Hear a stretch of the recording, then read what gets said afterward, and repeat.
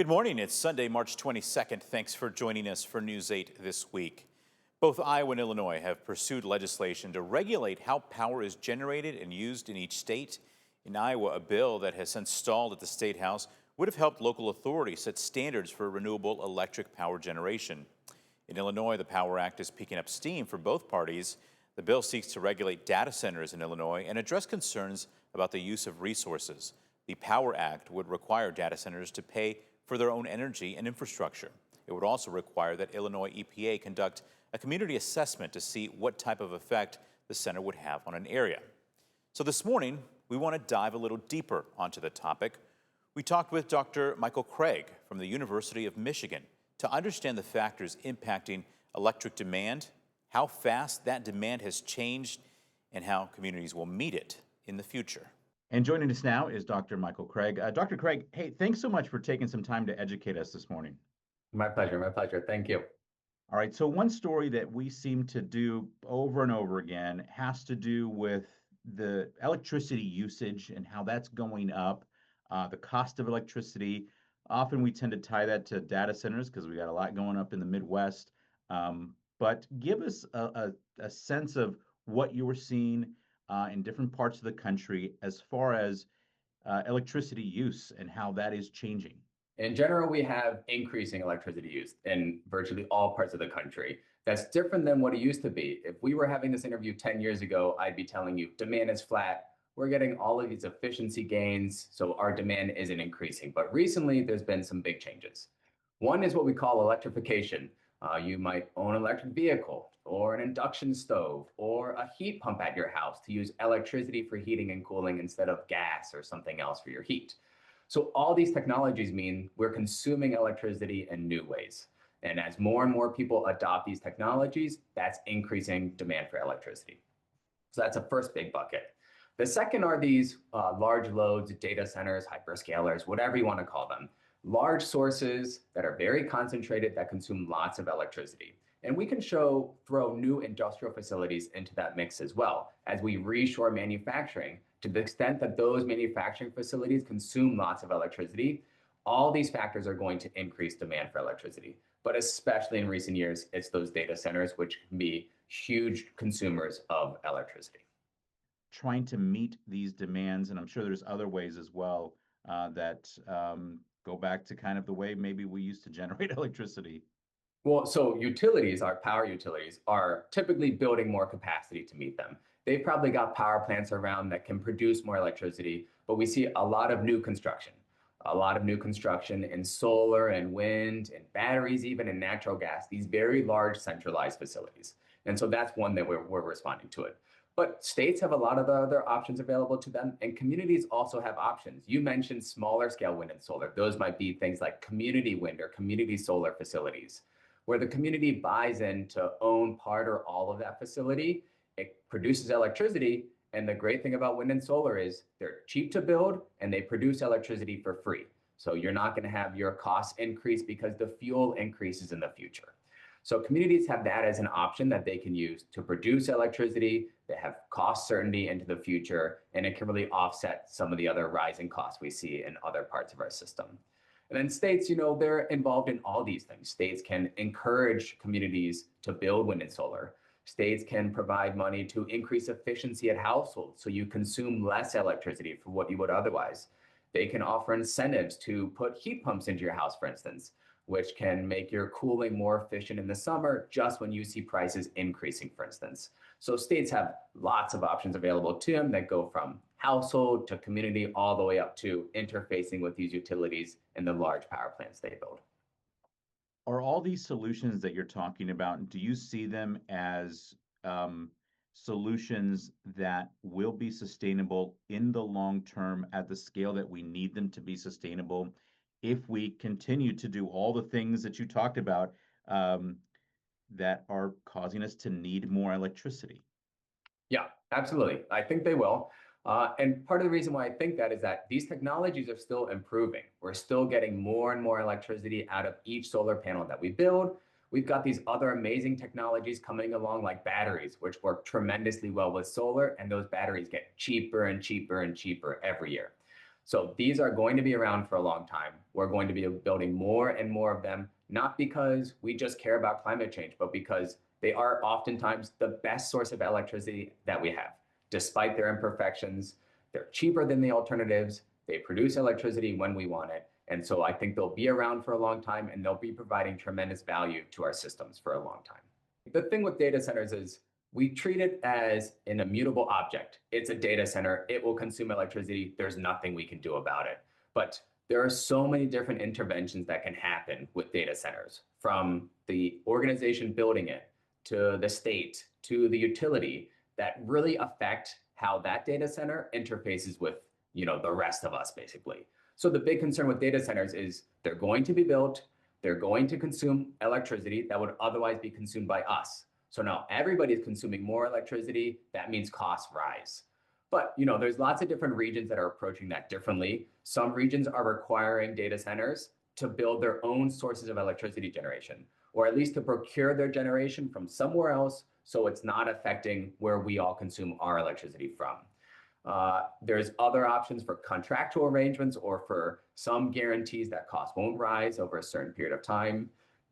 There's tons of intervention points here. And so I think it's really important that people understand, just because a data center is coming or it's getting built does not mean its effects on you are fixed and you cannot avoid it. There's tons of opportunities that different organizations, different people can intervene in to increase or decrease the effect of that on you. Imagine, depending on how much a community really wants, whatever sort of maybe public benefit there is from having this large company build and et cetera, that sometimes can create a little bit of friction there with asking a company to say, hey, by the way, yeah, please build, but also build your own power plant.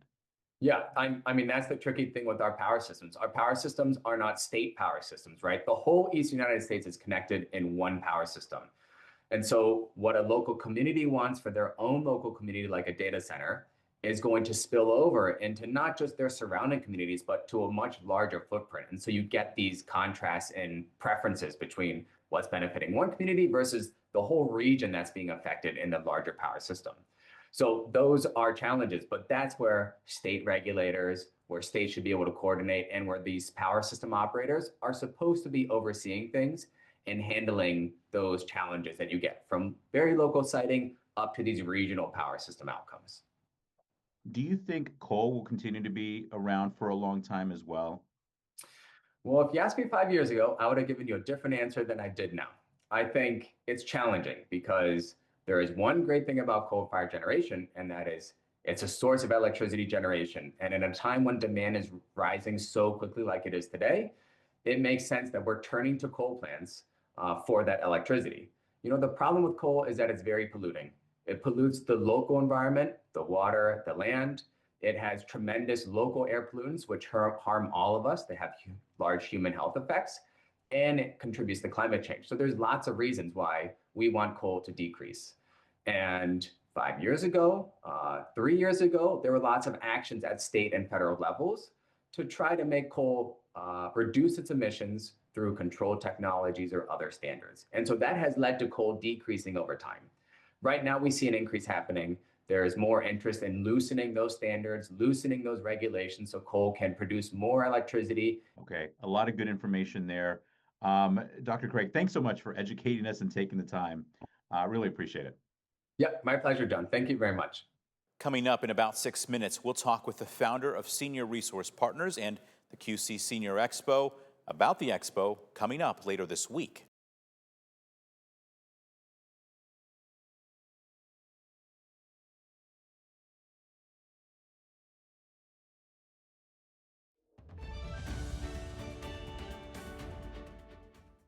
We hope you're enjoying your Sunday morning. Let's get you ready for the rest of the day and the week ahead with your accurate forecast.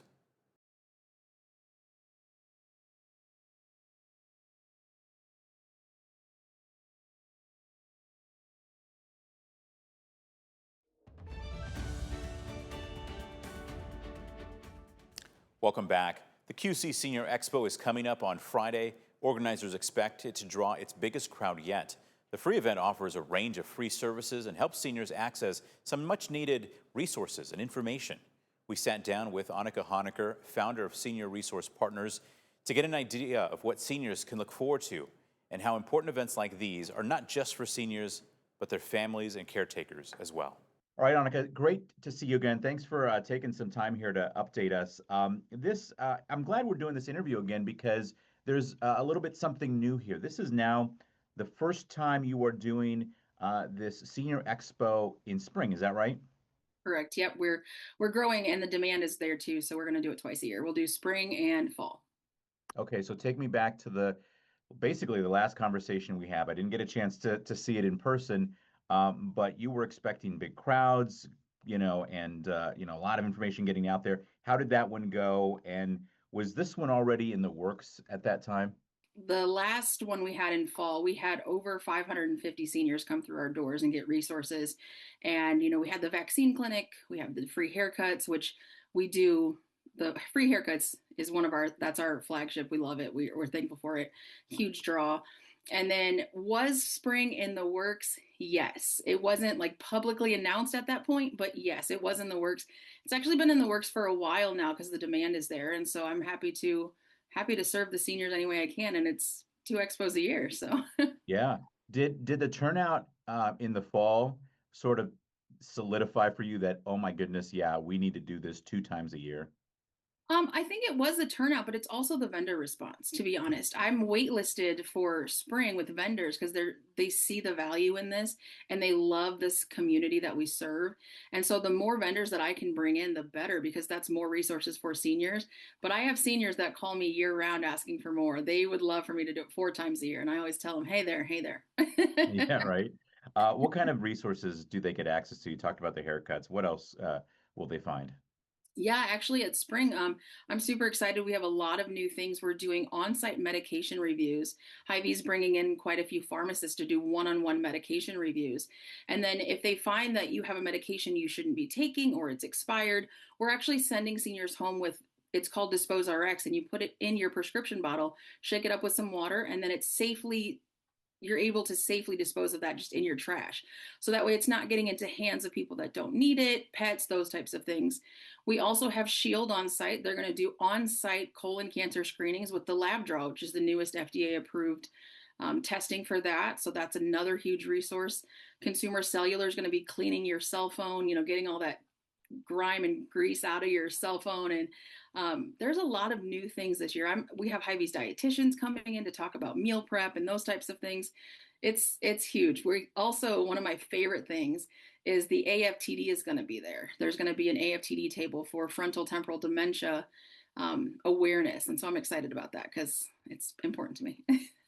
Yeah, obviously you're in this world, but what strikes me about some of these resources is that they're things that a lot of us don't think about. A lot of us maybe just take for granted, but they become significant needs for an aging population. Um, what is the response then to all of these things when, something as simple as getting your phone cleaned out or getting your haircut done or whatever, when that sort of happens and people walk away from these events? Well, I think one of the reasons that a lot of people ask me, why are the haircuts such a big deal? And what it comes down to is honestly, it's the physical connection. A lot of seniors live in isolation. And one of the reasons I chose to do this event in spring as well is because you've been locked up for winter, right? Like there's not much to do during winter. So this is kind of like a welcome to spring, welcome to getting back in the community. And, these resources, they're tangible. You're having conversations with people that can help you, that are representing these companies that are on the ground in the senior world navigating. And this is not just open to seniors. I have caregivers. If you're a caregiver, if you're a daughter, if you're a mom, come on down and learn about what's in the community because we have a lot of everything. Yeah, I imagine it's also important for folks who are aware of the fact that life is changing, their season of life is changing, and they need to begin to think about things maybe in a slightly different way. And maybe now is a good time to do that in advance of some issues maybe that can crop up. Yeah, absolutely. I mean, I think advanced planning is key, right? There are things called emergencies, but most other things you can hopefully plan for.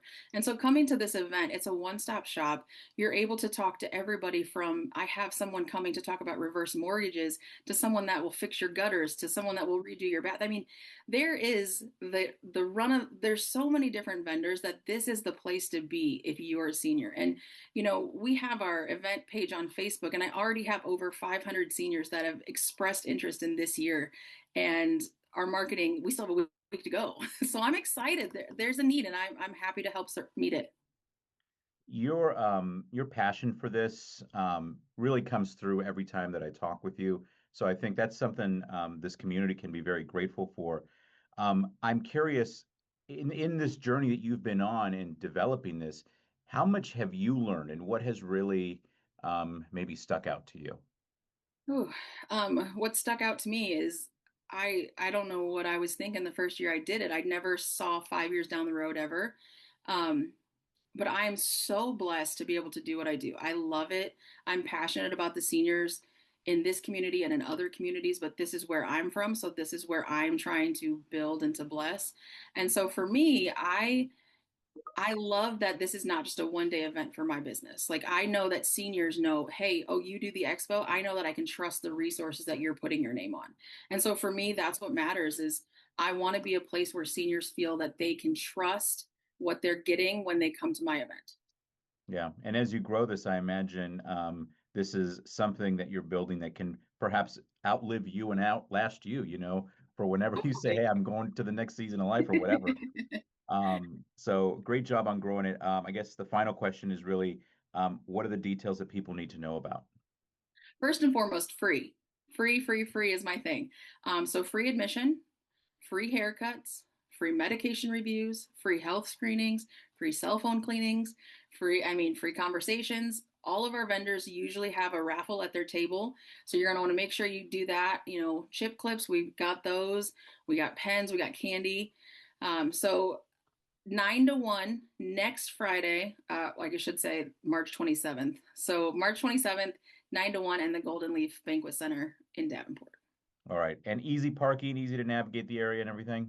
Yeah, we're going to have one of those big yard signs that says QC Senior Expo. So if you miss it, have somebody drive you. All right. Well, very nice. Well, of course, we'll put that information up on the screen here in just a second again. But thank you so much for sharing all of this, and thanks for the hard work that you're doing. Thank you so much, John. Here again are those details for the expo.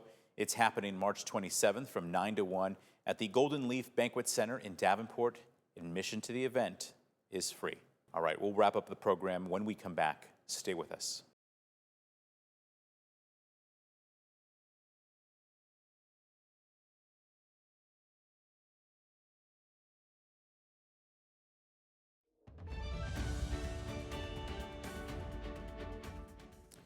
Finally this morning, Rock Island County is taking a new approach to violent crime. The board approved a contract to implement a group violence intervention strategy. Maddie France shows us how the program works and how it's panned out for Davenport. For the most part, the criminal justice system is reactive. There's been a crime, so now we go through the court system. But that doesn't always have to be the case. So what group violence does is it allows for a proactive approach. It's what Dora Villarreal is hoping to achieve. She's the Rock Island County State's Attorney. And again, they actually go out as a team to go intercept individuals who they believe are potentially going to be committing crimes soon. Family Resources works with law enforcement to provide anything from temporary shelter to travel assistance and mental health services. Here's another way out. Here's another path you can take. Here's some resources to help you. She saw the proactive approach at work over in Davenport. And they have had tremendous success. Since it started in May 2022, they've reached out to 185 people. DPD knows of 39 people who reoffended with a weapon. The most recent data shows a 26% decrease in shots fired from 2023 to 2024. I'm not sure exactly how it will change our day-to-day, but I think it's going to be more communication with the Rock Island Police Department, with their social services, again, with probation, all of us, hopefully together. The county board hired a consultant to get everyone on board, $112,000 for 12 months. Villarreal is confident the new strategy will do good for the community. Increase public safety. That's what we're here for. That's what our jobs are, and we take it very seriously. In Rock Island, Maddie France, WQAD News 8. And the consultant for all of this is Sarah Ott. She implemented group violence intervention at the Davenport Police Department. She's currently the Director of Communications and Community Relations at the Davenport Community School District. Some county board members did express concern about whether she could split her time appropriately. All right, that'll do it for News 8 this week. Thanks for watching this morning. Have a restful Sunday, everyone.